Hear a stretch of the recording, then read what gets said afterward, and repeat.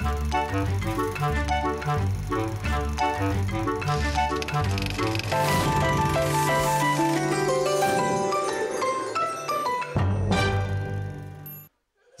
všem, hlásím se vám z tréninku pozemního hokeje na základní škole v Hostivaři. Pozemní hokej je kolektivní sport, který vznikl ve staré Anglii, stejně jako kriket nebo rugby. Odtud se dostal do kolonií a pak do celého světa. Pozemák se nehraje na ledě, ale v halách, na venkovních hřištích a jak vidíte, v tělocvičnách. Tak jedem. I když se to nezdá, je to pořádná fuška. A to i pro vrabčího kameramana. Všimněte si prosím hokejek. Jsou větší a těžší než ty na led a naučit se je ovládat chce čas i zručnost. Když učíme malé děti, jak se má ta hokejka držet, tak je dáme takhle na zem a dává se levá nahoru a pravá se chytí tady dole u toho gripu. Hraje se plochou částí, nesmí se hrát kulatou, tudíž když děláme zobáčky nebo kličky, tak to musíme takhle přes ten míček.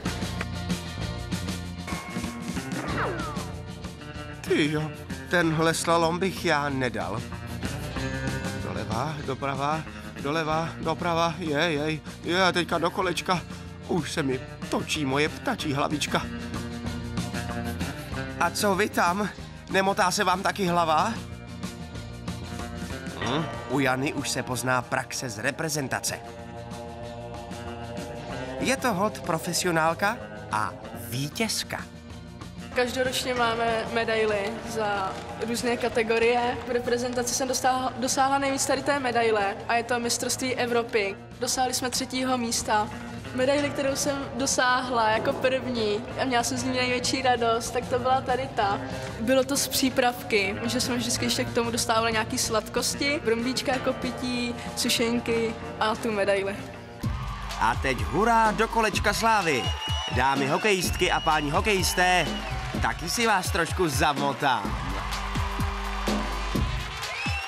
Já nevím jak vy, ale já si na ten trénink nemůžu vynadívat.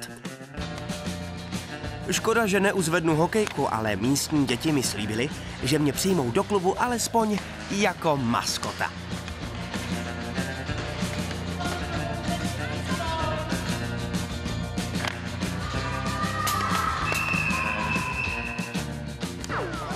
A po usilovném tréninku přišla na řadu i ostrá hra.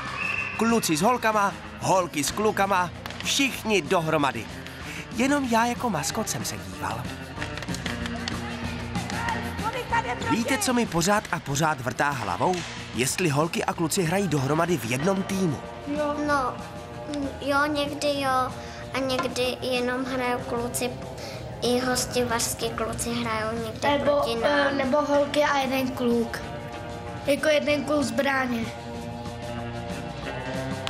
Co vás na pozemním hokeji baví nejvíc? Že se hraje na zemi a ne na ledu. Mě baví všechno. No, mě taky všechno na tom. Akorát nemám rád, když nikoho srazuje nikdo. O Erice říká paní trenérka, že je tak talentovaná, že by ji chtěla dostat do národního týmu. Co si myslíš, Eriko, o tom, že bys vyhrála mistrovství světa? Bylo by to dobrý. Tak čím čarára čau?